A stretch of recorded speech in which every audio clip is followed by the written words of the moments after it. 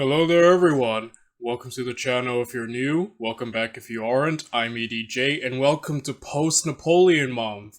So all of March, I probably took the greatest undertaking of my entire, YouTube career, and I posted every day for March, all Napoleon-related content, and overall, I'm very proud of it. I hope you guys enjoyed it. I'm very proud that I managed to pull that off. But now that we're done with Napoleon, I just want to let you all know off the bat, I'm going back to the once-a-week schedule release. For those of you who don't know, I'm a university student. I already have my own crap to deal with right now. Yesterday, I just did my midterms at the time of this recording, and as you know, university can be exhausting. The reason I chose to ignore the once-a-week schedule with the Epic History TV series of Napoleon was simply because I lost patience. The series was really long, and if I had kept the once-a-week thing, you guys would have never seen the end of it until August. And, by then I would already be done. So I lost patience, but now that we're back here, we're done. I just want to let everyone know that. And my plans were to watch the Pyrrhus series. Pyrrhus, the Greek, military leader from Kings and Generals, but, a lot throughout the Napoleon series, I would always get a comment or two like, hey, after this, watch the Congress of Vienna. I got that, maybe 6 times throughout the videos, and, guys, I can take a hint, and, I'm a man of the people, I like to think, so I'm gonna watch this, since I guess this is technically, this kind of relates to the Napoleon thing, but I don't think it'll be completely focused on him, so I'll be watching this. And then next, I will jump to the Pyrrhus series from Kings and Generals. And then after, I will be watching Julius Caesar by this YouTuber called Historia Civilis. I'm not gonna get his name right, guys, But, yeah, so, since I'm inevitably gonna be watching this man's, Julius Caesar series, this will technically be my first step into getting used to his content. I don't know what to expect with this YouTuber, Historia HS. I'm just gonna call him HS, guys, so you don't have to hear me continually butcher his last name. So yeah, I've never watched any of HS's, content. I'm a virgin here. I'm a Historia, HC, virgin. So, but I have heard good things. I think the most I heard about him was that while, other YouTubers will just focus on the battles, he goes really in depth, to the politics surrounding the battles, and I feel like this will be interesting, because, with the Napoleon series by Epic History TV, the focus was the battles. There's a lot of factors outside going around, that, he couldn't cover, so I'm hoping maybe this guy will, I guess, get into more detail about certain things, and I'll be able to make better judgments and guesses. Maybe less controversial ones, because I think throughout the Napoleon series, I definitely had, I feel, thoughts and opinions that not everyone agreed with, so, we'll see if this changes forward. Then again, that's if what I've heard about this YouTuber is correct. I don't know. I'm about to find out. But yeah, so the Congress of Vienna, what do I know about this? We learned about this, I remember when I was, in 5th grade. It was essentially the nicest way the teachers put it to make it all sound, summarize it as you do in public school, is that after, the Napoleonic Wars, or, this was basically, since there was so much death and fighting and suffering, this Congress basically created about, 100 years of relative peace in Europe, mainly from major, long, big-scale war until World War I. So that's pretty impressive. This obviously, whatever they did here worked. And, because that's impressive. Yeah, for 100 years, not any huge, big-scale wars in the vein of the Napoleonic Wars. So whatever they did here, it'll be interesting to learn more about in depth. And yeah, that's mainly what I know most about it. And yeah, with that said, I don't really have much else to add. We should probably just get into this, you know. Let's get this shindig started, as the cool kids say. Gosh, can you guys tell I'm so uncool? you can tell I'm so uncool, right? After this. So yes, if you want to watch this video without me talking or commenting or pausing, because I do like to pause videos and kind of give my thoughts about certain things, the link to this will be down in the description down below. I always want to give credit where it is due. And without any further ado, we ought to get into this. Let us watch the Congress of Vienna Part 1 by H.C. Historia Civilis. Boy, I'm never gonna get that right.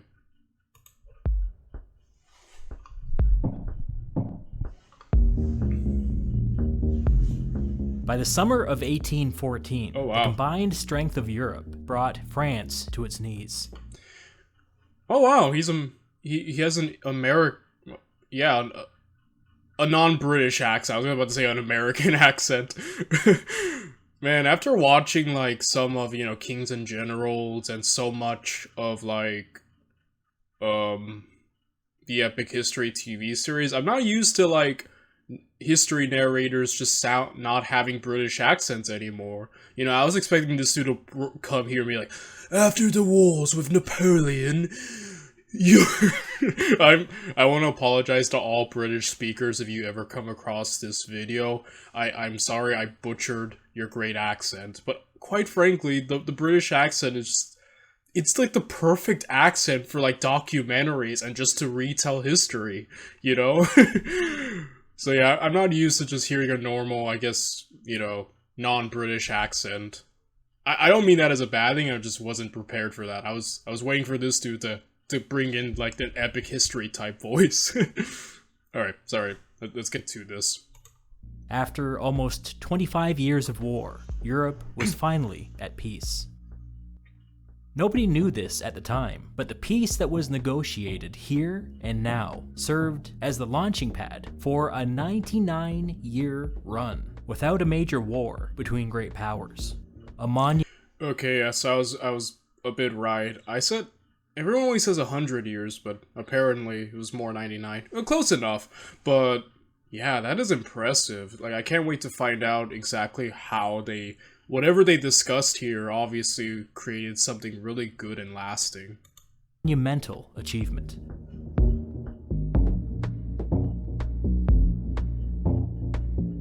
After hostilities ceased, the immediate problem was that nobody quite knew what the world looked like anymore.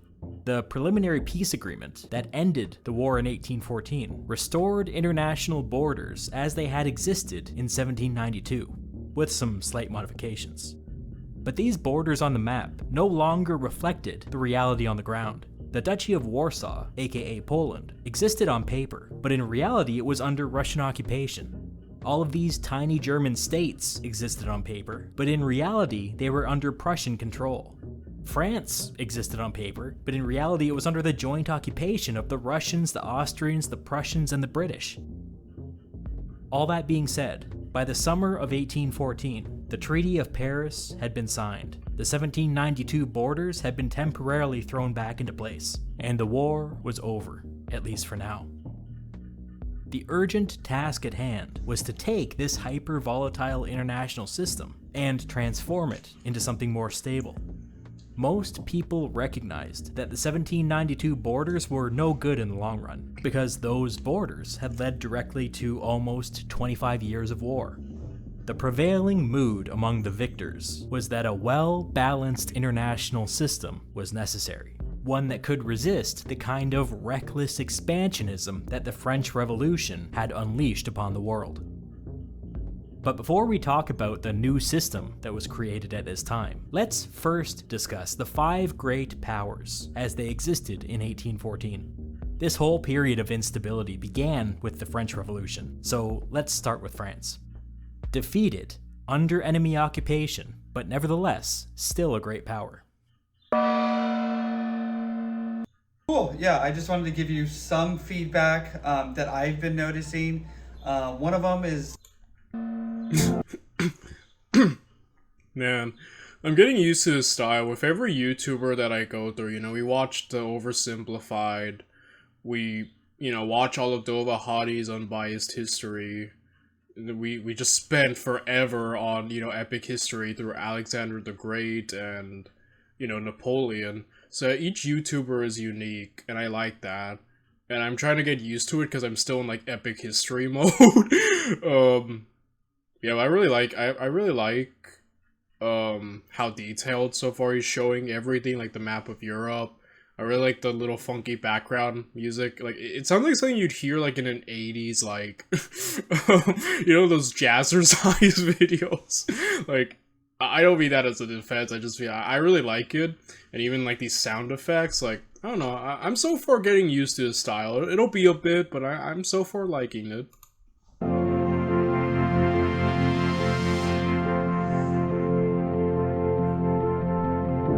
When Napoleon was defeated, the Allied victors imposed a set of peace conditions upon France. All things considered, they were pretty moderate. The first of these called for the restoration of the Bourbon monarchy from before the Revolution.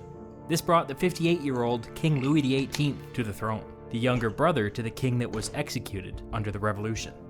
The second condition for peace was a shiny new French constitution that would guarantee certain political rights. The third condition was an agreement from the new king to leave many of the revolutionary reforms in place. The massive redistribution of wealth and land was to be mostly upheld by the new regime. So it goes. The old French aristocracy were allowed to safely return to the country, but they were a shadow of their former selves, and never again rose to the dominant political position that they had enjoyed in the 18th century. The restoration of the Bourbon king was intended to make the conservatives happy. The new constitution was intended to make the moderate liberals happy. The preservation of the Republican reforms was intended to make the revolutionaries happy. It was a big, sloppy compromise, and its purpose was to hold France together so that there was actually a France for the Allies to negotiate with. Despite its recent defeat, France remained a heavyweight on the continent. They were the second most populous country in Europe, and still controlled the most potent military force in the world. So long as those facts remained true, France would remain a great power. With that in mind, France's objective going into the upcoming peace negotiations was, to the extent possible, minimize any future French concessions or territorial losses. Many European leaders understood that France would need to opt in to any new international system if there was to be lasting peace. Others were simply out for blood. France's job for the immediate future would be to keep the wolves at bay.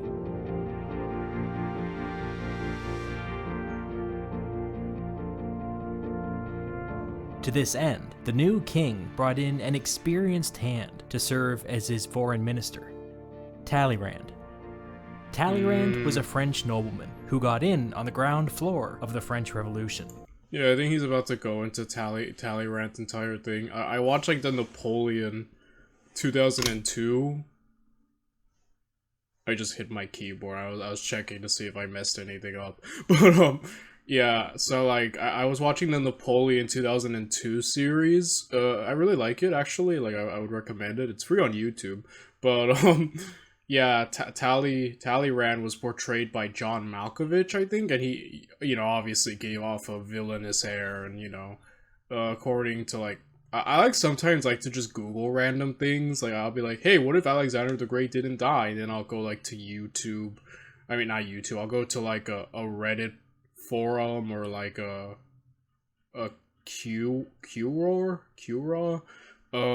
forum, and I'll just kind of like see what people think. And a lot of people are like, oh, he was a traitor, and like I said, like I haven't done too much in that, but he does seem a very interesting figure who has kind of been villainized, and I'm not sure if it's completely right, or like I said, like there's more to the man, and I don't have a concrete opinion at the moment. I won't be like, he's a traitor. I won't be like, he's secretly a hero, you know. There's a lot more for me to learn. But I think he is, overall, I feel safe to say, a very interesting figure in the Napoleonic Wars era, and someone who I am interested in learning more about. And yeah, let's see how much of he explains about this man.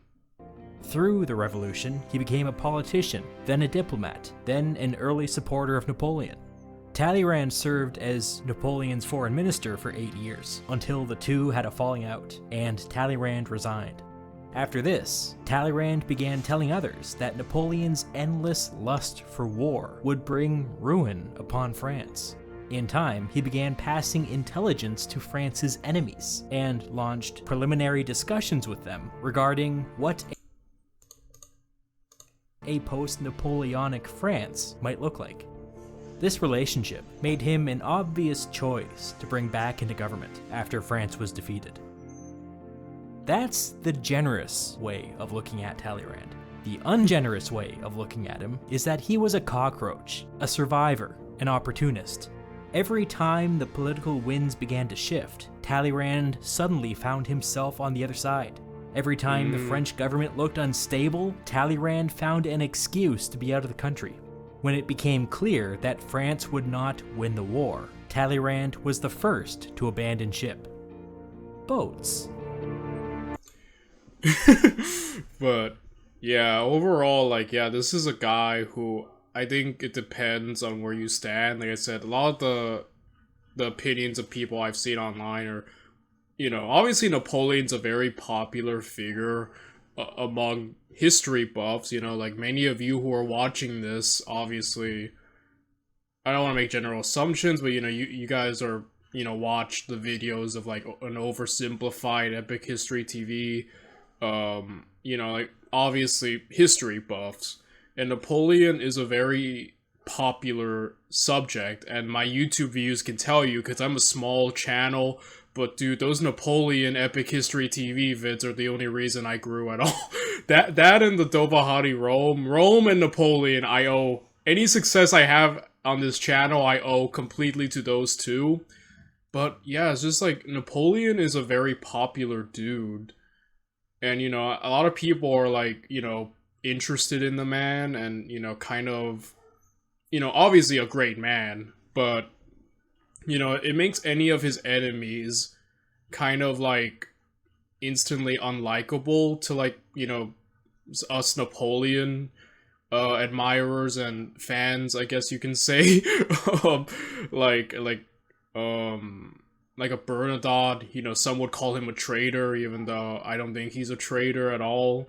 And it's just like, yeah, like I said, where I'm getting at with all this, I'm sorry for the rambling, but yeah, you know, would jump to just Talleyrand, just write him off as a complete traitor, and others would have a more generous view. He seems like a very interesting person, and though from what I've gathered so far, the majority seem to just lean on he's a scumbag, he's a traitor. I have seen some people view him in a more generous light, and like I said, I'm not gonna claim any side. I feel like with the Napoleon Epic History TV series, I would often make judgments and calls that were not completely, you know, like, I mean, I still stand by a lot of what I said, but, like, obviously, you know, there's many factors to this, and the person that not even these YouTube videos, as great as they are, can completely cover, you know? There's so much facts about these people and their lives that not even, you know, a 30 to 45 minute video can cover in all facets.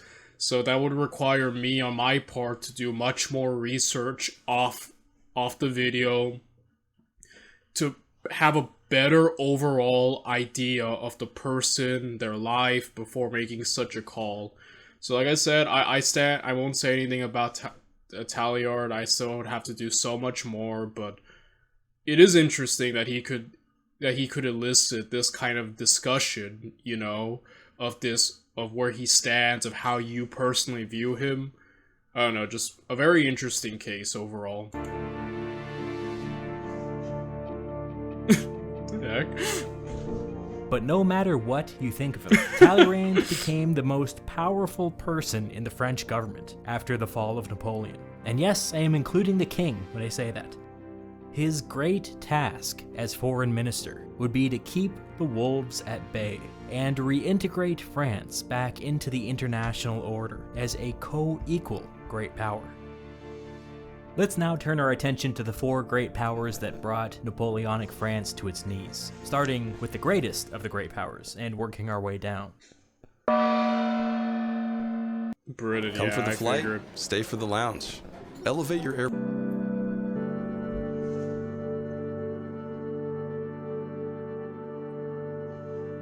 As always, the historian Eric Hobsbawm puts it better than I ever could.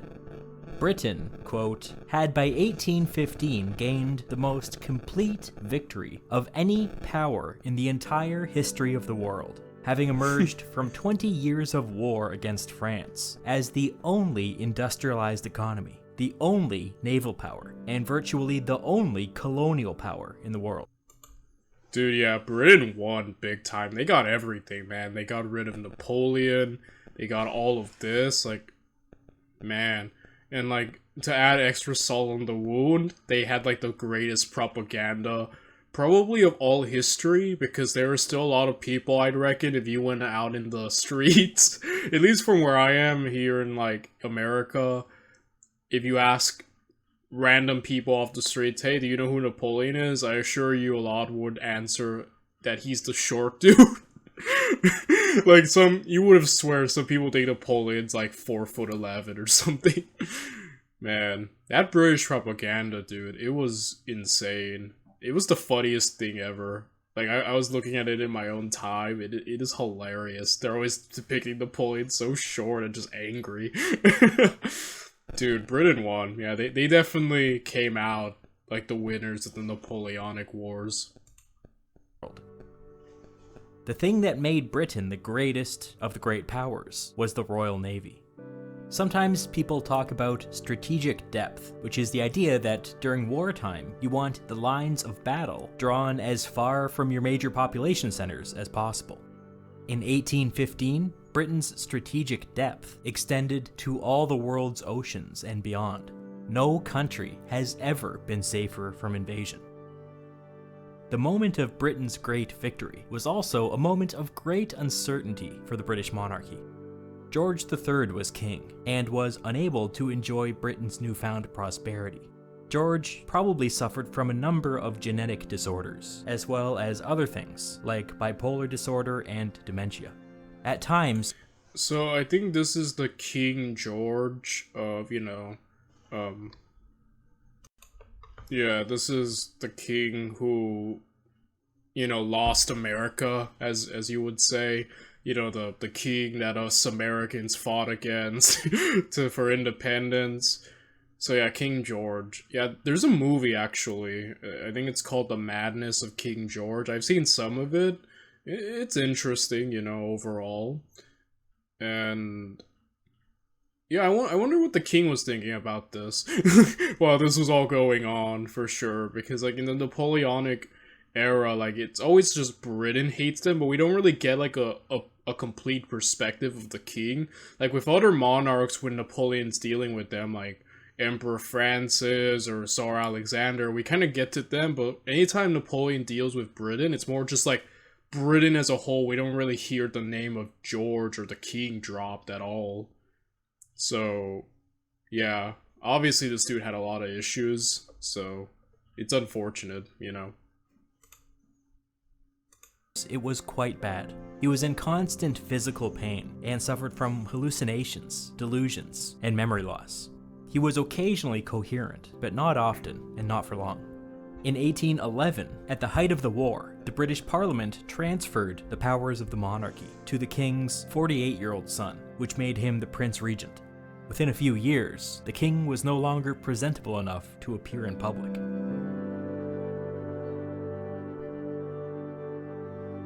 Britain's dominant geopolitical position was all the more impressive considering the fact that of the 5 great powers, Britain was the 4th most populous. But the picture becomes more clear when you look at wealth.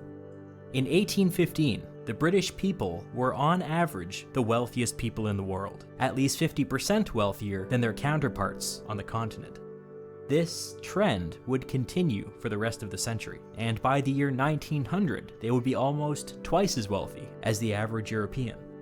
This incredible wealth and geopolitical security helped produce a uniquely robust political culture with lively debates and an informed electorate. In 1815, the British Prime Minister was the Earl of Liverpool, a kind of centrist conservative. The fact that he was kind of conservative was a huge deal. It was the manifestation of a seismic shift going on within British politics.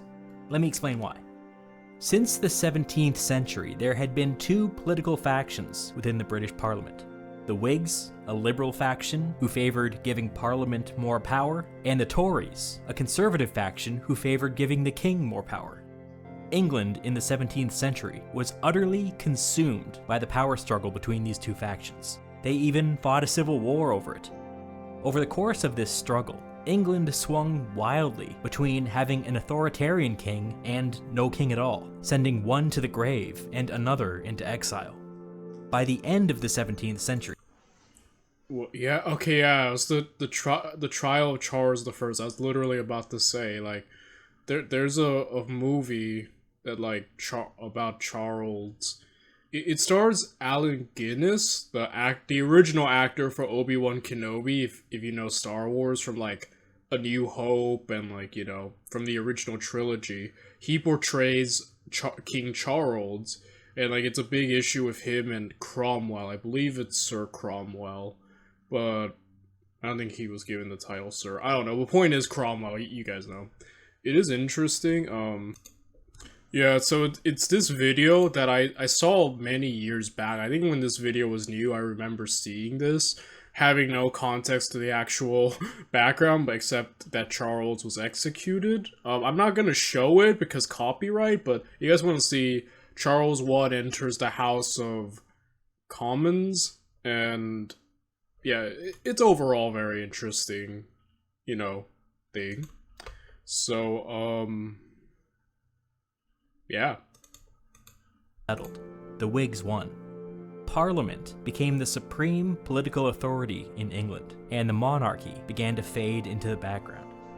This brought about a really strange period in British politics. The question was settled. The Whigs won.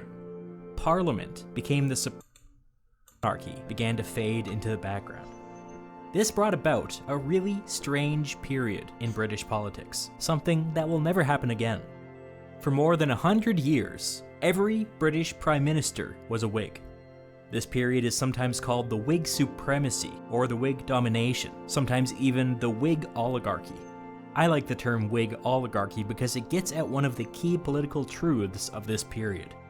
I described the Whigs as the faction of Parliament, but it might be more accurate to describe them as the faction of modernity and industrialization.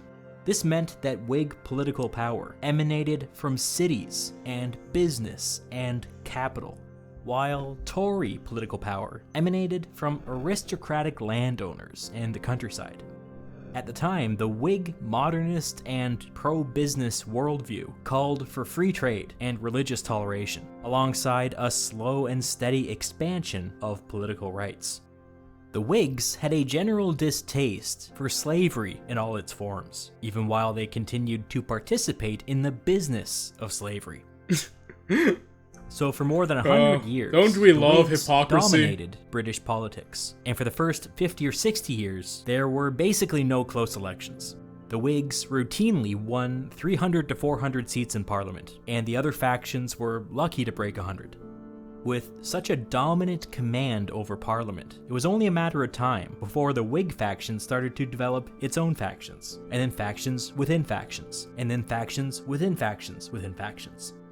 This competition between sub-factions actually made elections competitive again, and in the 1770s, Britain elected its first Whig prime minister from the conservative sub-faction. During the French Revolution, perhaps in reaction to the French Revolution, Britain elected several more conservative Whig prime ministers. But they all took great care to calm people's nerves and make it clear that they were all still Whigs. They were all members of one big political party. One was brave enough to brand himself as an independent Whig, whatever that means, but nobody dared go any further. So by 1814, Lord Liverpool, another conservative Whig, was prime minister. But he was in an impossible situation. His conservative Whig majority in Parliament was modest, and his sub-faction seemed to be falling apart. 4 men were asked to form a government before him, and all 4 failed to hold the coalition together. The only reason Liverpool was able to get the job done was because although he was a conservative Whig, he was on the liberal end of the conservative Whig spectrum. I spoke of factions within factions within factions before. I was not joking.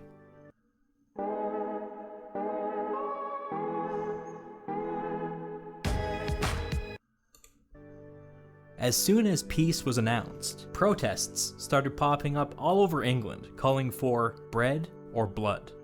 One publication at the time wrote that, quote, all the triumphant sensations of national glory seem almost obliterated by general depression. Change was in the air. It was not a good time to be a conservative politician in Britain. In fact, it seemed entirely possible that the conservative Whig moment was simply a reaction to the French Revolution. And with peace, the liberal Whig natural order may just reassert itself.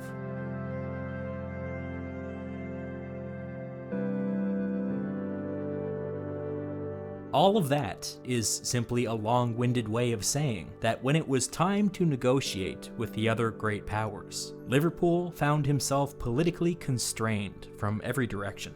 If the negotiations went badly, he could not only be thrown out of government, but the conservative Whig sub-faction could be wiped out forever. The peace negotiations would be handled by the British Foreign Secretary, the Viscount of Castlereagh. Castlereagh had strong opinions when it came to Europe. There were some pro-war nuts in the conservative Whig sub-faction, but he was not one of them. Castlereagh's view was that every British intervention on the continent was a colossal policy failure. If he had his way, Britain would never again send an army to Europe. One of the reasons Castlereagh thought this way is because he was an imperialist. As Hobsbawm said, Britain at this time was virtually the only colonial power in the world. Some of the more liberal Whigs had mixed feelings about that, but Castlereagh didn't. He thought it was awesome. He believed that Britain's future was out in the colonies, and it would be best for Britain if Europe remained stable and peaceful and boring. There was some hypocrisy at work here. Peace between the great powers meant that nobody was allowed to touch any of Britain's new conquests. Peace between the great powers meant that Britain could instead maintain its advantage and focus on making money off of its colonies. All of that being said, Liverpool and Castlereagh genuinely wanted peace. The British public had been exhausted by the war, and if the conservative Whigs wanted to maintain their majority, they were going to have to show some results.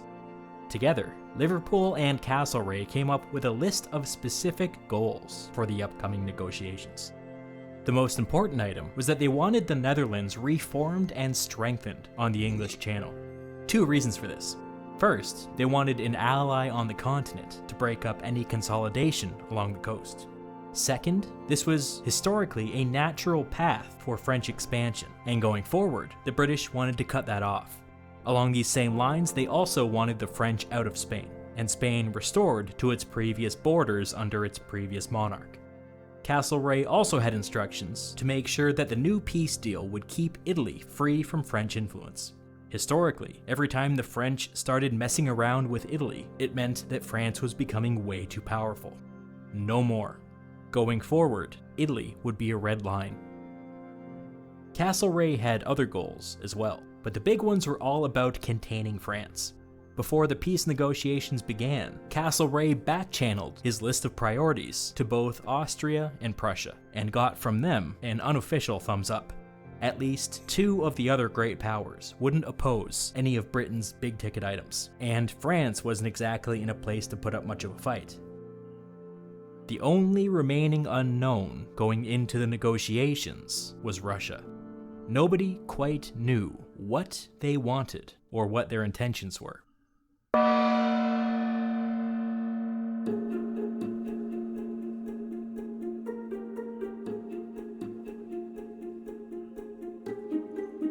When Castlereagh met Tsar Alexander of Russia for the first time, he wrote to his prime minister that he believed that the Russian monarch was not of sound mind.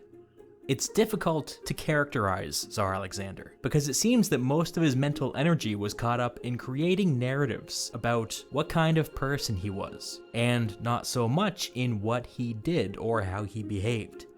The thing that confused Castlereagh, and confuses me to be honest, is that Alexander had 8 or 10 of these narratives going through his head at the same time, and wasn't particularly bothered when they contradicted each other. Let me give you some specific examples. Alexander considered himself a true Enlightenment monarch, and told anybody who would listen that he believed in a limited constitutional monarchy, and wanted Russia to have elections, and a parliament, and independent courts. At the same time, he ruled Russia as a tyrannical dictator, which was justified in his mind because he believed that he was God's chosen instrument on Earth. These two thoughts are not compatible, but Alexander did not see a contradiction. He would simply switch between these two modes of thought. Okay, so I'm getting the impression that Tsar Alexander is going to be the wild card of this entire situation. Yeah, I'm getting the impression he's about to make things more interesting. Not that this isn't interesting, mind you. I'm actually, like... I'm loving this build-up. I just need to praise, you, Historia, for a second, because I'm loving this build-up. I feel like, you know, he's really getting down into the political nitty-gritty, and, you know, mainly with what we've seen, you know, with some of Kings in General. We saw like 1 or 2 King or General videos so far, and, you know, Epic History TV. You know, the main thing was focusing on the battle tactics and how the battles went. And like I said, one of the recommendations when I heard about this guy, HC, is that, yeah, he gets really into the background. Like, he does cover the battles, I believe. Well, like I said, I don't know, I haven't seen, but like, when I was looking through the recommendations, he does cover the battle, but he also goes through the political background. So I feel like watching this guy, I'm less likely to have opinions, less informed opinions, like I did with the Napoleonic series, and have a better gauge of making a judgment, or forming an opinion due to the more background knowledge. So I'm really loving this. And so, yeah, so Britain wants reasonable, yeah, mainly keep France, you know, basically, yeah. He was basically, they were basically, you know, enemies, the longest enemies of the French, and we saw what the French are capable of. I said throughout multiple videos of the Napoleonic series, in my opinion, the French had the best army in the world. They, under Napoleon, were the strongest. On land, Britain obviously rules the waves, but on land, I think they were basically, like, the greatest army on Earth. So yeah, Britain wanting to limit them makes sense, because we saw what the French are capable of. We saw with the Revolution, and under Napoleon, these guys can be, like, you know, very... Yeah, they're very powerful, so I understand where Britain's coming from, and since Britain did, you know, kind of help a lot with the funding of the coalition, and, you know, making a lot of promises, it makes sense that Austria and Prussia were pretty cool.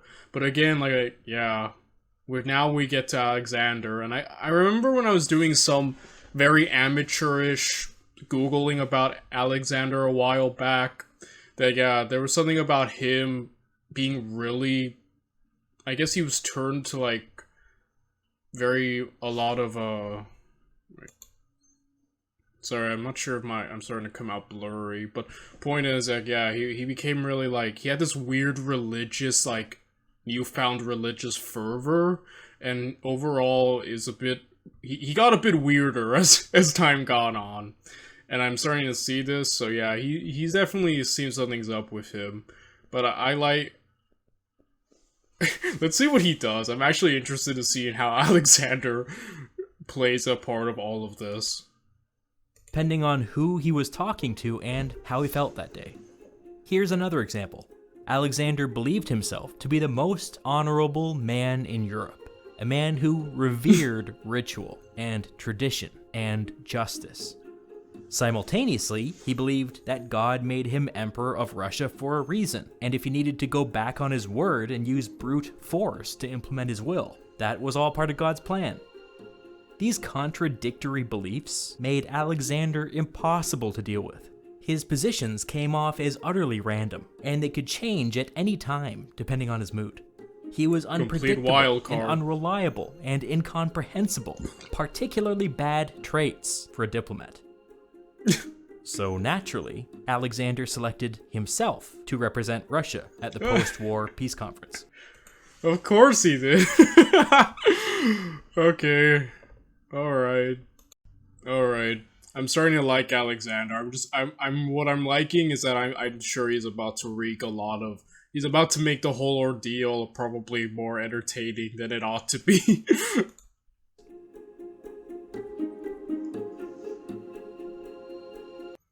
I think you're Nellie Jackson. She fights as though she's possessed. Nellie Jackson. As the most populous country in Europe, Russia was a formidable land power. But that inherent strength was undercut by weak institutions, weak governance, and the fact that Russia remained a technological backwater. This backwardness had always been a source of immense insecurity for Russian monarchs, but by 1814, all that insecurity was gone. Russia had just done the impossible and defeated Napoleon. Yeah, it was really more the Russian weather that screwed Napoleon, because that summer march and that winter retreat, man... Don't get me wrong, yeah, the Russian generals did their part, but if you ask me who really defeated Napoleon, it was the weather. It was the weather and Napoleon not leading that massive army that well, at, the logistics and all that. Leading that army. But, yeah, I think Russia had serfdom still. Like, they were very behind, and this was evident by, like, the World War I era, where, like, even Japan was, like, sticking it to them. Like, Japan modernized really fast. And, it wasn't really until communism, right? Like, when Joseph Stalin and, like, the communists took that, like, Russia really, like, ramped up and became, like, one of the greatest powers on Earth for a bit, So, yeah, like, Russia was a bit behind, but man, did they catch up eventually. At least, in their own imagination, that's what happened. The truth is a little more complicated. Years of careful diplomacy had laid the groundwork for a coordinated attack against the French, and Napoleon's disastrous invasion of Russia was simply the catalyst. Had Napoleon been successful in Russia, the rest of Europe's great powers would have just waited for the next opportunity. But when the French started losing... Yeah, like, that's the thing. Napoleon, like, I mentioned in... I forgot which episode of the Epic History TV, but, like, yeah, Napoleon never could find a way to make anyone like him, because, they all hated his guts, practically, and... yeah, he couldn't just get rid of entire nations, so they would always just kind of be there. Like, Austria, Prussia, and all them, like, they would always just be there. And eventually, yeah, it's like, it really was just waiting for Napoleon to make the mistake. So Napoleon was always kind of in this precarious situation, I feel. And it came back. Eventually, yeah, he made the big mistakes he did, and... yeah, that's when all the sharks smelled blood in the water, I guess is the appropriate, like, term to use. Losing to Russia, most of Europe sprang into action. The plan was for every major European army to advance on Paris at a steady pace, but to pull back whenever opposed by the French army. The Allies knew that they couldn't defeat Napoleon on the battlefield, but with all of Europe's armies advancing as one, they wouldn't have to. Napoleon couldn't be everywhere at once. Even if he won every possible battle, the Allies would still take Paris. The point is that no one country defeated Napoleon. Every country defeated Napoleon. But Tsar Alexander didn't see it like this. In his mind, it was all his doing. As part of their plan, the Allies had developed lists of key French towns to capture on the way to Paris. The Allied armies would need their logistical support, especially with several French armies coming up behind them. Tsar Alexander was personally in command of the Russian army, and once he was within spitting distance of French territory, he abandoned this plan and broke off from his allies and advanced on Paris alone. Alexander later said that this was a matter of personal honor. Never mind the commitment to his allies to all advance as one. Apparently, personal honor can only go so far. It was Tsar Alexander of Russia who took Paris, and it was Tsar Alexander who accepted Napoleon's surrender. Since Alexander placed himself in the center of the action, the fact that he liked to tell conflicting narratives about himself suddenly became very important to world history. On one hand, Alexander styled himself as the grand enemy of the French, as Napoleon finally meeting his match on the field of battle. On the other hand, Alexander still believed that he was the most honorable man in Europe. Spin the randomizer, and what do we get? Honor. Today, Alexander would treat Napoleon not as the enemy of Europe, but as his equal, the emperor. Oh my gosh. Oh man, I love this. He would just wake up one day and spin a wheel and just be like, this is what my personality is gonna be like today. To be fair, I'm kind of like that too. Am I gonna be antisocial today, or am I gonna try to be... Yeah, I feel like that. I don't feel like I'm as unstable as Tsar Alexander, but man, that's hilarious. Emperor of Russia meeting with the Emperor of France. It was as equals that Alexander negotiated Napoleon's surrender. And as equals, Alexander gave Napoleon almost everything he wanted. Napoleon would be allowed to retain the title of emperor, and would be permitted to remain an independent monarch until his death, ruling over the small island of Elba off the coast of Italy. He wouldn't be allowed to leave, but on the island, he would be a free man. The Allies were apoplectic. This was not what they had agreed to. This put the British in particular in a terrible position because they had deliberately never recognized Napoleon as the legitimate emperor of France. Now, for some reason, the Russian Tsar was forcing them to legitimize Napoleon only in defeat. Dang, that makes sense. Like, yeah, the moment Napoleon, I think like when Napoleon became emperor, like it was Britain who first was like, alright, war. Yeah, like, you know, so much of Europe never recognized Napoleon as legitimate, you know? To them, he was like some upstart, right? Who took the title of a monarch, even though they saw him as unworthy, I'm sure. And so, yeah, it's like they go through the entire Napoleonic Wars, refusing to acknowledge Napoleon as legitimate, and now that they finally have defeated Napoleon, now having to accept him as legitimate in defeat, yeah, that makes so much sense. But yeah, that would probably piss them off a lot. Like, we don't want to acknowledge him as legitimate, you know? We didn't do that in his glory, in his peak. Why would we do that now, you know? Dude, Alexander's wild. There must have been a reason him and Napoleon got along so well. I'm starting to really like Alexander. He's making the whole thing. It's like, if it wasn't for Russia, I feel like this would just be going completely Britain's way. Well, then again, we have to note the video's not done yet. I'm sure there's a lot more to it, but so far, yeah, he seems to be the one throwing the wrench in and creating chaos, and I'm really liking Alexander for this. He's already the most entertaining man on the entire like plate right now. It was humiliating.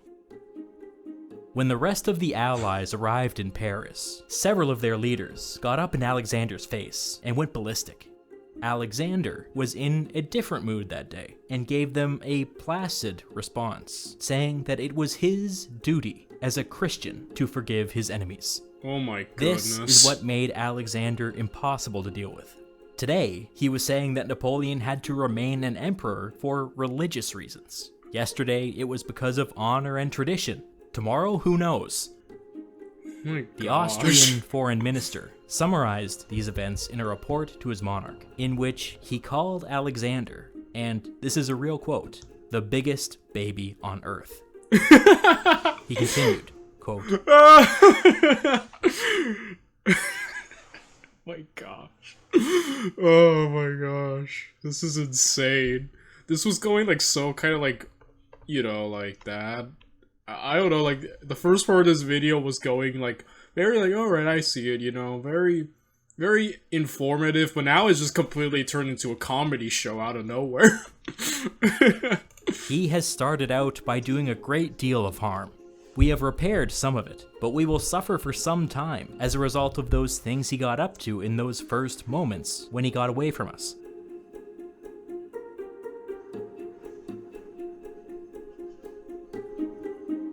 Alexander's stated priorities going into the peace conference kinda depended on his mood, but it mostly had to do with the future of France. As previously discussed, the Allies had all agreed to restore the old Bourbon dynasty to the French throne. The problem was that Alexander didn't like the Bourbon kings. If you look at France's position in Europe, France had an interest in making sure that Central Europe remained fragmented and weak, and outside of the influence of any other great power. To these ends, France had a long history of aligning itself with countries like Poland and Saxony and the Ottoman Empire. This was, of course, a geopolitical thing, but Tsar Alexander thought it was a personal thing, and that the Bourbon kings uniquely had a problem with Russia. Alexander's immediate priority was to keep the Bourbon Louis XVIII off of the French throne. He suggested making Napoleon's 4-year-old son the King of France, but Talleyrand patiently explained to him that this would allow Napoleon to pull the strings from exile. Alexander then tried to put a man named Bernadotte on the French throne. Bernadotte was a former French marshal who had turned against Napoleon and was single-handedly responsible for bringing Sweden into the coalition against France. Wait, he wants to make Bernadotte the king? Yeah, but Bernadotte isn't at this time he already the king of Sweden? In the late stages of the war, Bernadotte and Alexander had worked closely together, and Alexander viewed him as the one Frenchman he could trust. Alexander pushed hard for Bernadotte, but Talleyrand wouldn't budge. He and the Allies had all agreed on a Bourbon restoration, and they all saw Bernadotte for what he was, an attempt to put a Russian puppet on the French throne. Talleyrand explained to Alexander that they couldn't be placing whomever they wished on the French throne, or they were no better than the revolutionaries. The new king needed to be a legitimate French king of royal. Yeah, that's the thing. They wanted this. I'm getting the idea that a lot of them just wanted the status quo back. You know, pre-revolution, pre-Napoleon. You know, someone that the Bourbon kings were established. They were legitimate, like all the other monarchs, right? That's really what they wanted. They wanted Napoleon gone, and they wanted the status. I feel like they wanted their old status quo back. And yeah, that's what I always thought during these coalition wars. They just really wanted what they thought. They wanted the revolution and those ideas gone. They wanted everything back to normal as they saw it. Yeah. Blood. Alexander got desperate. What about a distant cousin, a younger brother, anybody but Louis XVIII? Talleyrand held firm, and Alexander backed down.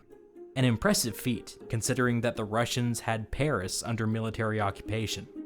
A Bourbon king would return to the French throne, and Alexander's dream of a grand Franco-Russian alliance withered and died. Yeah, what's Austria thinking at the moment? 3 rows, 4 seats.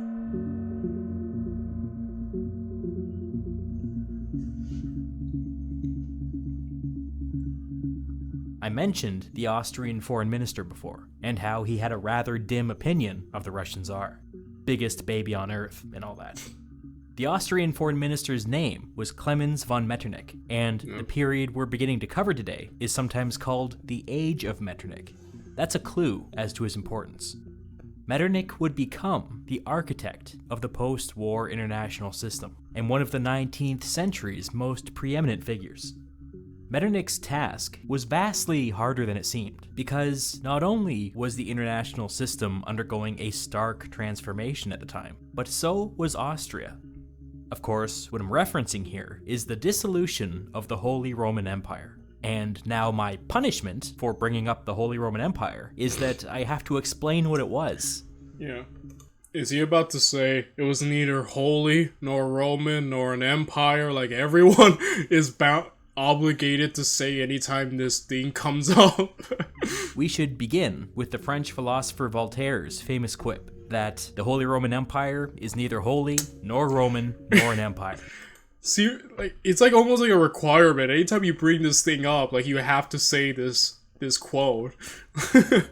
So what was it? The Holy Roman Empire was a Central European institution that had existed in one form or another for over 1,000 years. I say institution because the Holy Roman Empire was by no means a state. Each member of the empire conducted its own foreign policy, with its own military, under its own laws. Hundreds of tiny states were members of this club, this institution, and together they loosely supported a central emperor.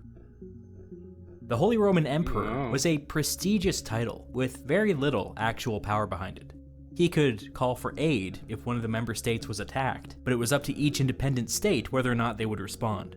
In fact, each state had its own unique deal worked out with the imperial crown, which put further limits on the emperor's power. Some were expected to contribute money to military campaigns, but no soldiers. Some were expected to contribute soldiers, but no money. Some were under no obligation to offer anything at all. By the 17th century, the Holy Roman Emperor could no longer even have an opinion on religious matters, which kinda defeats the whole purpose of the holy part of their title. Yeah. Although the imperial crown was remarkably weak, the Holy Roman Emperor usually controlled the most powerful state within the empire. Beginning in the 15th century and continuing up until the Napoleonic Wars, that meant that the Holy Roman Emperor was the Archduke of Austria. Since the 13th century, Austria had been controlled by the Habsburg family. The Habsburgs were one of the most powerful families in Europe, and at times over the last 500 years, they had controlled Portugal, Spain, the Netherlands, the Kingdom of Germany, parts of northern Italy, Austria, Hungary, Croatia, Bohemia, I could go on. The dynasty was remarkably successful, and what made it especially remarkable is that very little of this territory was gained through conquest. It was instead gained diplomatically. The Austrian Habsburgs had a family motto: "Let others wage war, but thou, happy Austria, marry. For those kingdoms that Mars gives to others, Venus gives to thee." Wow. Others conquer through war.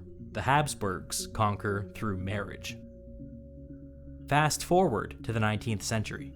The Holy Roman Emperor was still an Austrian Habsburg, now facing an expansionist France under Napoleon. He learned too late that the Holy Roman Empire was not equipped to face a direct attack. A victorious Napoleon demanded the abolition of the Holy Roman Empire, and the Habsburg Emperor, having decided that this powerless husk was no longer worth defending, agreed. With that, Austria became fully independent under its first emperor, Francis I. That was interesting because, like I said, even though like the main lasting thing you hear about the Holy Roman Emperor, that I can't speak now. But point is, yeah, you always hear that the famous quip, but yeah, I never really bothered to go in depth about researching it personally, but yeah, it's interesting to learn about how it worked. And yeah, other than, that the famous saying that goes with it and Napoleon kind of being responsible or at least playing a part in its destruction is really kind of all I knew. So that was definitely informative, I feel.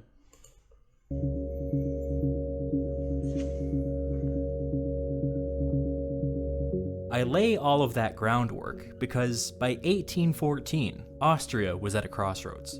The new Empire of Austria had played a critical role in the defeat of Napoleon Bonaparte. But now what? They could reform the Holy Roman Empire if they wished, but did they wish? When push came to shove, some of the largest members of the empire sided with Napoleon. If the Holy Roman Empire wasn't a military alliance, what good was it? Yes, the title was prestigious, but you could argue that the restrictions within the empire only slowed Austria down, with no clear benefit. Francis, the former Holy Roman Emperor and the current Austrian Emperor, was sympathetic to this point of view, as was his foreign minister, Metternich. Metternich is sometimes described as a conservative or a reactionary, but that's not quite right. A true reactionary would have fought to reform the Holy Roman Empire, but Metternich happily allowed it to die. He was a realist, not that concerned with ideology, so long as it protected his hard-won peace. In his excellent and definitive biography of Metternich, Wolfram Zeeman writes that, quote, "This, the question of whether Metternich was reactionary, disregards the experiences of human beings who were looking back at 25 years of war and revolution. The question contemporary witnesses asked themselves was whether the more than 3 million dead on the battlefields of Europe had died for any meaningful goal. In many peasant families, there were no male youths left." That 3 million number is on the lower end of the spectrum. I've seen credible estimates of 5 to 7 million when you include civilians. Unthinkable loss. Nobody who lived through this period would ever be the same. Across France, 20% of the men born between 1790 and 1795 were dead. An entire generation of young men had been wiped out. In that same book, Zeeman provides the best summary of Metternich's worldview that I've ever seen. In Metternich's case, coming to terms with the war meant considering the suffering he had witnessed endless times on the battlefields and along the roads. Unnecessary, pointless, even a crime, caused by human delusions of grandeur that, he thought, could pull down the walls protecting civilization and the law as he understood it, at any time and in any place. It was the duty of politics to erect enduring barriers against this possibility. He opposed this catastrophe on humanitarian grounds, and his lasting commitment was never again. Metternich saw balance between great powers as the answer. He feared a second French Revolution, or something like it, but he couldn't clearly see how Austria could possibly prevent one. However, with a balanced international system, any state seeking to dominate could simply be slapped down by everybody else. This theory for peace played into Austrian strengths. Ever since the French Revolution, Austria had positioned itself as the defender of precedent and tradition and the rule of law. Accordingly, they began to expand their diplomatic influence and cultivate a following of smaller states, especially in Central Europe, who feared being swallowed up by the regional instability that would inevitably follow the dissolution of the Holy Roman Empire. New Quaker Fruit Fusion with real fruit pieces. A bold start.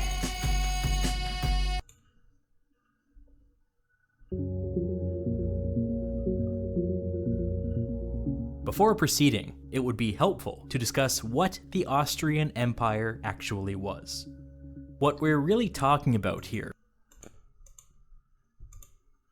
is the personal holdings of the Habsburg family, which included the lands that had been the Duchy of Austria, but it also included the Kingdom of Hungary, the Kingdom of Bohemia. Sorry about that. So there's this interesting video that I watched a while back that's titled "Why Did Austria/Austria-Hungary Empire Decline?" It's from a YouTuber named History Matters, and yeah, one of the points he brought up was nationalism, because yeah, Austria was a multi-ethnic empire, and you know, obviously that doesn't bode well. I believe at one point Hungary, like, Austria needed Russian help to subdue Hungary? Hungary? Hungary. Hungary. You know what I mean. I apologize for not pronouncing properly, but, you know, and that kind of, in a way to please Hungary, basically made the Austria/Hungary Empire. And so, yeah, there's just a lot of splintering and breaking with Austria that goes on in, like, yeah, the next century. Just their decline, you know? Bohemia, the Kingdom of Croatia, along with a hodgepodge of other titles. It may be helpful to look at the ethnic breakdown of the Austrian Empire, because this will tell you everything you need to know about Austrian politics. First and foremost, there was the German-speaking core, centered around Vienna and the old Duchy of Austria. Then, there were the Magyars of Hungary, who spoke Hungarian. The third major group were the Bohemians, who spoke Czech. Then, in the borderlands, there were Croats, Serbs, Slovaks, and others who spoke various Slavic languages. To the east, there was Transylvania, whose inhabitants spoke Romanian. There were also regions where the majority spoke Polish and Ukrainian. And although this wasn't the case at this exact moment, the Austrian Empire would soon have a large Italian minority as well. By one count, the Austrian Empire consisted of 14 ethnic groups, speaking 17 different languages. The Austrian Empire was really an incredible experiment, one that you don't see anywhere else in the 19th century. This was not the case of one ethnic group dominating their neighbors. This was a true synthesis of cultures and ethnicities united under the Habsburg Emperor. In the eyes of the Habsburg Emperor, all of these holdings were, at least theoretically, co-equal, which made administering the empire the world's most complicated balancing act. The constraints within the Habsburg system become clear when you look at the crown's relationship with the Kingdom of Hungary. The Kingdom of Hungary was home to more than just the ethnic Hungarian population, and when you add everybody together, it accounted for 35 to 40% of the Austrian Empire's total population. That fact alone should make it clear why there was tension between the Austrian Germans and the Hungarians. The Habsburg Emperor ruled Hungary as their king, but he was not one of them, and so he was bound by severe constitutional limitations. One of these limitations was that the Hungarian king was not allowed to tax the people of Hungary. The local Hungarian aristocracy was allowed to tax the people, but they were under no obligation to pass that money along to their king. Again, this is 35 to 40% of the empire's population we're talking about. This exemption created a massive hole in the imperial budget that Austria was constantly trying to fill. Over the centuries, this arrangement resulted in the Hungarian aristocracy becoming extremely rich, even though the Hungarian people remained quite poor compared to the German-speaking population to the west. The Hungarian king was also constrained when it came to military recruitment. Despite being home to 35 to 40% of the Austrian Empire, Hungarian subjects only made up like 5% of its military. This number could fluctuate. During the Napoleonic Wars, it climbed as high as 20%, but in order to accomplish that, the Habsburg Emperor had to go to the Hungarian aristocracy and give them whatever they wanted. This tenuous constitutional relationship. Dang, I'm getting ahead. Like, man, Emperor Francis. I'm not even trying to say the family name because I can't speak today, but man, this is. Like, I feel like it's already hard enough ruling a nation where everyone speaks the same language. This is like a headache. I'm like, oh boy. Like, yeah, you're one entity, but you're not really. Like, you know, on paper, it's like, yeah, you're just the Austrian Empire, but it's like, nah, it makes sense. Like, with Hungary having so much, like, power, it makes sense they made the name change. But man, learning about this, like, inner politics, I'm like, man, this dude had to juggle a lot. Like, this is insane, you know? Might as well just be its own thing. I mean, it kind of is, but you know what I mean. Yeah. Relationship meant that Austria was cursed in a way to be in constant negotiations with itself. The Hungarians were always suspicious of any territorial gains that added more ethnic Germans to the empire. The whole political system was a delicate balance, and if the ethnic Germans got something, the Hungarians always wanted something too. Despite all of its contradictions, the Austrian Empire had a lot of credibility on the international stage.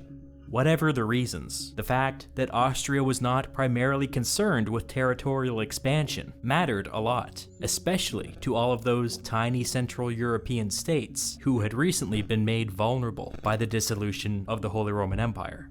It meant that despite having the weakest military of the great powers, Austria had a lot of friends, at a time when having a lot of friends was a valuable thing to have. None of this was true of the other German great power. In many ways, Austria's mirror opposite. Where Austria was old, they were young. Where Austria was defined by their diversity, they were defined by their Germanness. Where Austria was weaker militarily than they could be, they were stronger militarily than they ought to be. Where Austria was not that interested in territorial expansion, they were obsessed with it to the point where they thought of very little else. The two German great powers were brothers, but they were brothers that did not get along. Prussia now. The Tempur-Pedic breeze makes sleep feel cool, so no more.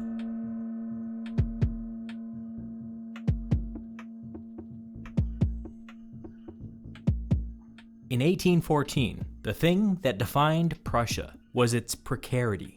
It was the smallest of the great powers, in every way. It had a tiny population of 10 million people, 3 times less populous than France, and almost 5 times less populous than Russia. It was also small geographically. As you can see, its tiny population was crammed into a bunch of isolated pockets that weren't even connected to each other. It was also precarious in its positioning. As I've already discussed, Central Europe was no longer under the protection of the Holy Roman Empire, which meant that tiny Prussia was now vulnerable to its much larger neighbors. Vulnerable might be underselling it. The Prussians had enlisted Russian help against the French, but now there were Russians everywhere. Poland was under joint Russian and Prussian occupation, but there were also Russians occupying the Polish-speaking areas of eastern Prussia, and they weren't leaving. The Russians were also occupying Saxony along Prussia's southern border, and these guys weren't leaving either. Central Europe was in a state of flux. It was clear to everybody that Russia saw opportunity here, which was entirely antithetical to the balance of power principle. The other great powers would have no choice but to respond. In the eyes of people like Metternich and Castlereagh, Russia had to remove itself from Central Europe if there was ever to be peace. Prussia had to become the kind of great power that was capable of resisting Russian influence.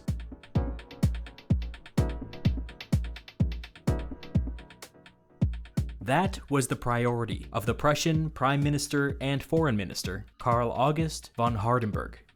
The experience with Napoleon had taught Hardenberg that Prussia was not yet a true great power. It was powerful regionally, but it was too small to have a global impact.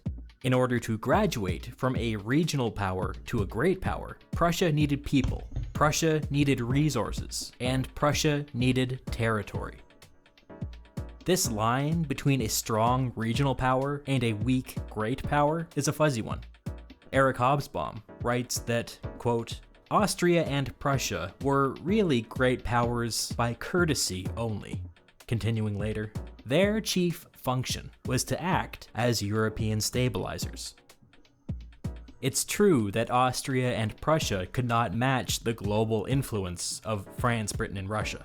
I would quibble slightly and say that Austria's diplomatic influence at this time made them a great power, but it's true that Prussia lacked the global reach of any of the other powers. The only reason everybody decided to treat them as a great power was their formidable military. By the end of the war, on a per capita basis, Prussia was fielding 6 times more soldiers than Austria, which meant that despite their relative weakness, they were capable of going toe-to-toe with any other great power. Hardenberg saw in Prussia an urgent need for territorial expansion. All of these isolated enclaves would not do. They were just asking to be swallowed up by some stronger power. In the upcoming peace conference, Prussia hoped to gain some territorial coherence and become a true great power with global influence.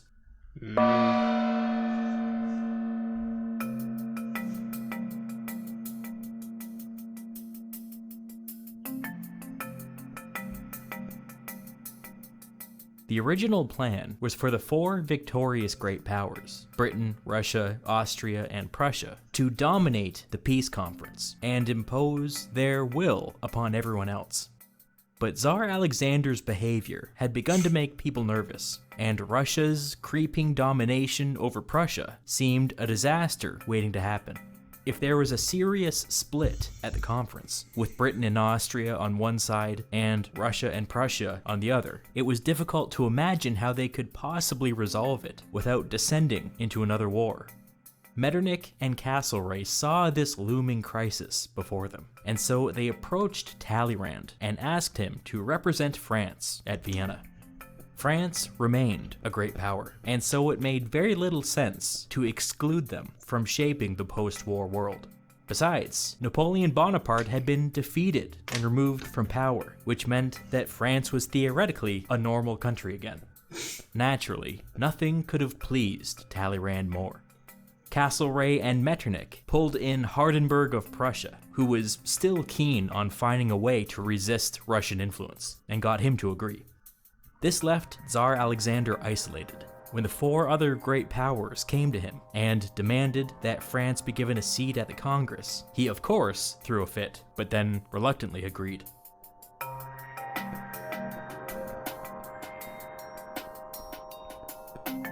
Over the summer, everybody traveled to Vienna, and by everybody, I mean everybody. Virtually every state in Europe sent delegations, and some states that didn't even exist anymore sent delegations as well. After decades of war, a festive, slightly euphoric mood took over the city. Peace was at hand. When September rolled around, the real work began.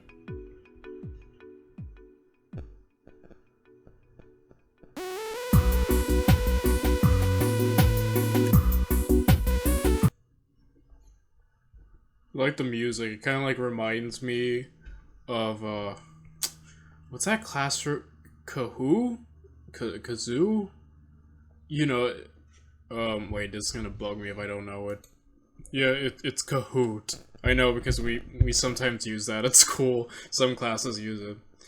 But yeah, that was really great. Like, this is my first Historia Civilis. Wait a minute. Yeah, I might just keep going with Civilis for now. But unless there is a different way to pronounce it. But yeah, this was really informative. Really, I feel like covered a lot and helped me be able to form opinions better with a lot more context. And I'm sure there's still a lot that even these videos can't cover. There's things like this in history, there's so much. It's really multifaceted, I feel. There's just so much. But I feel like what I'm getting from this, he covered a good amount of what's going on. And I just really liked it. It was really educational, I guess, and informative.